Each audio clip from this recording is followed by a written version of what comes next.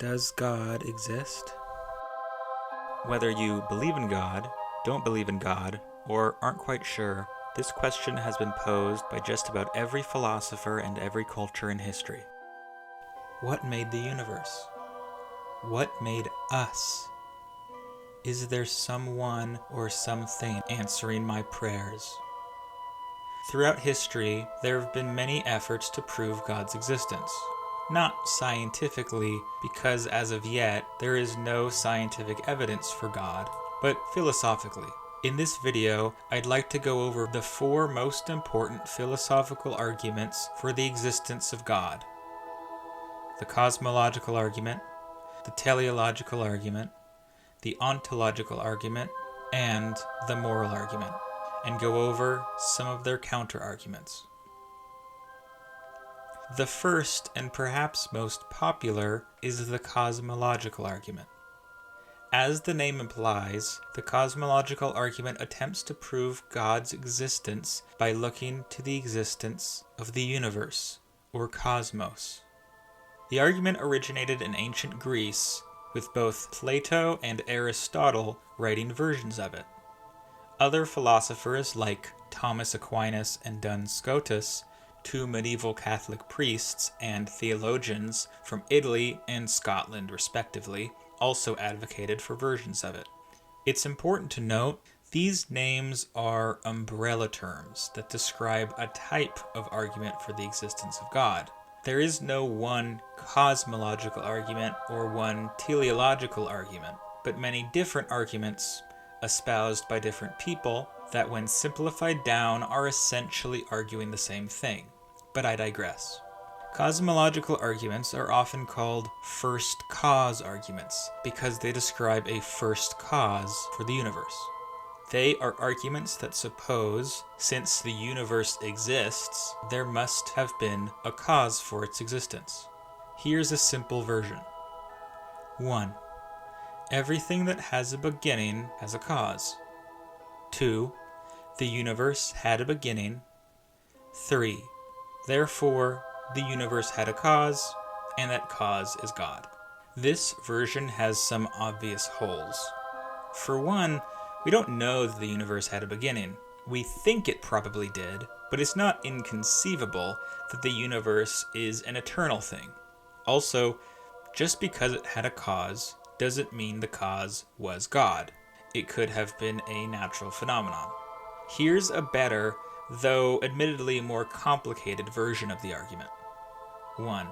Some contingent beings exist. 2. Contingent beings require a cause. 3. There must exist a necessary being as the ultimate cause. 4. Therefore, there exists a necessary being, i.e. God. So, there are a few terms we must explain. A contingent being is simply a thing that's existence is dependent on something else. For example, you. Your existence is contingent on your parents meeting. If they never met, you would not exist. Okay, so a necessary being is something that is not contingent on anything else. What this argument is saying is essentially the same as the first, but in more, let's say, tight language. It still isn't airtight. Again, one could argue that just because there is a necessary being that must exist, doesn't mean God exists. Essentially, the cosmological argument postulates that for the universe to exist at all, there must be a reason. This makes the argument very popular, because it plays on the natural human instinct to find a reason for everything. The teleological argument is similar to the cosmological argument, in that it argues for God's existence based on the state of the universe. But unlike the cosmological argument, it focuses on the characteristics of the universe, particularly its design, rather than its mere existence. Because of this, it's often called the argument from design. It, like the argument just discussed, goes back to ancient Greece, and the greatest propagators of it were the Stoic philosophers. Other proponents for the argument were William Turner, the botanist, and William Paley, the 19th century English philosopher. The argument posits that the universe is so complicated and well ordered that it must have been designed. Here it is laid out. 1. There exists in nature a beneficial order to things. 2. Beneficial order is best explained by intelligent design. 3. Therefore, there was an intelligent designer, i.e. God. A popular analogy for this argument is the watchmaker analogy created by William Paley. Say you're walking down a path in the forest, and you happen across a rock. Your assumption about the rock's origins would be that it came about through natural causes. The rock is simple, uniform, and serves no obvious purpose. But say you walk a little further down the path, and you see a watch on the ground. Your assumption would not be the same as with the rock. The watch was clearly made by someone. It is complex, with many intricate parts, and all of those parts are working together for a purpose, to tell time. So, a proponent for the teleological argument would say that as we look to the universe, it is much more like the watch than the rock. Like the cosmological argument, this argument is not without its dissenters. First off, the claim that the complex nature of the universe could only be made by design is not a clear fact. As science has progressed, we see that many complex phenomena happen through natural processes. A good example of this is, of course, evolution, that shows that complex things like animals can come to be through the process of natural selection.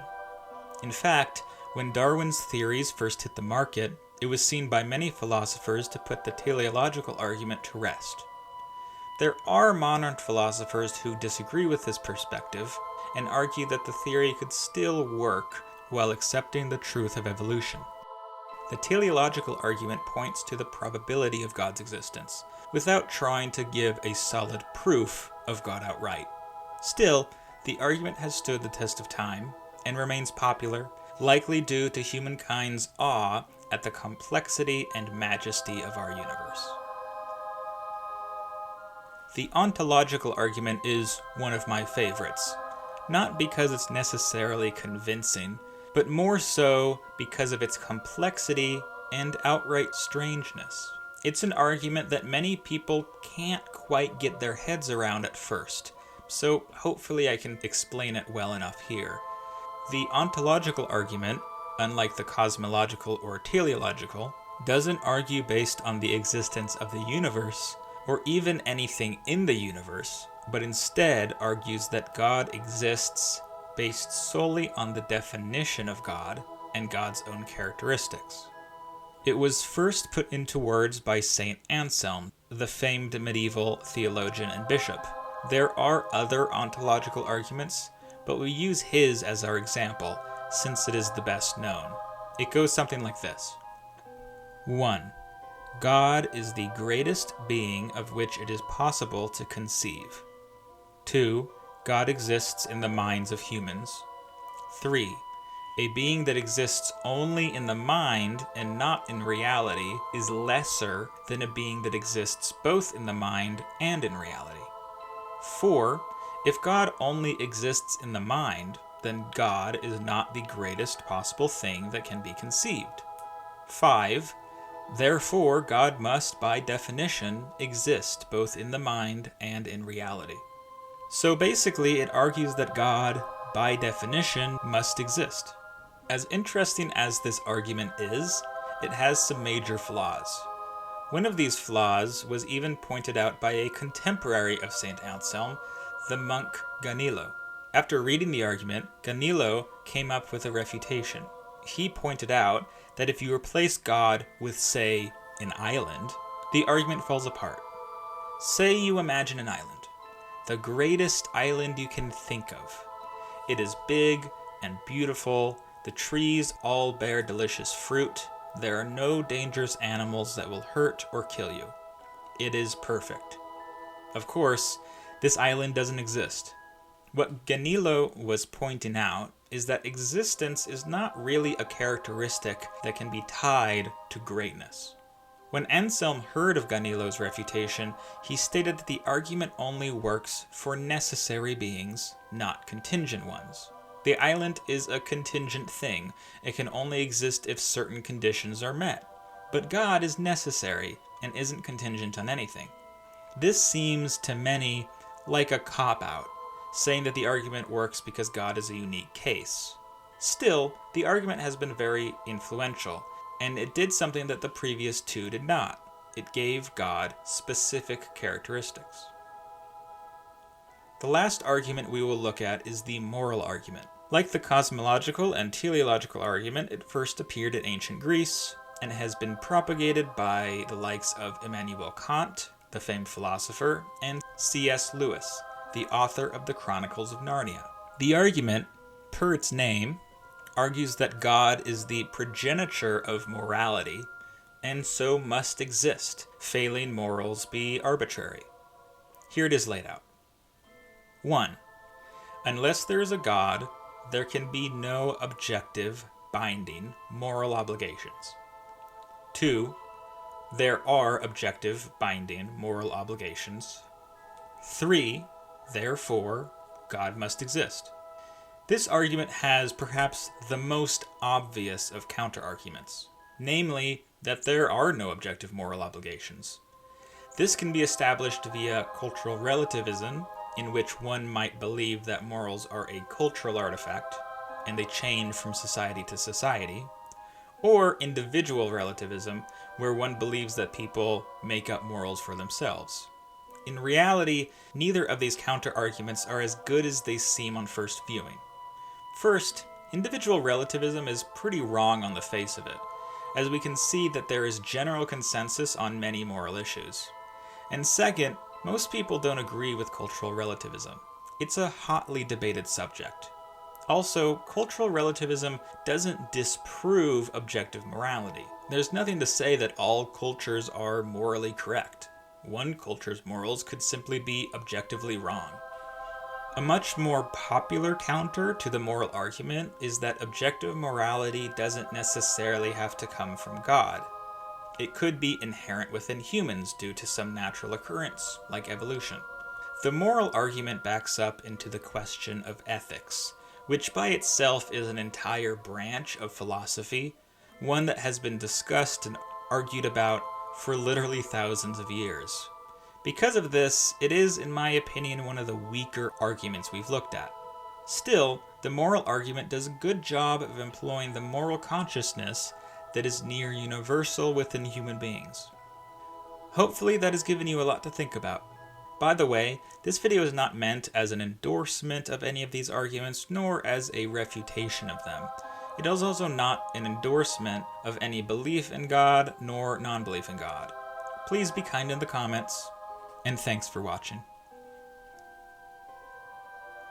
Hello, I really appreciate you checking out my video. If you want to see more like this, please subscribe, like the video if you liked it, leave a comment letting me know what you think, and check out some of my other videos if you want to learn more. Bye!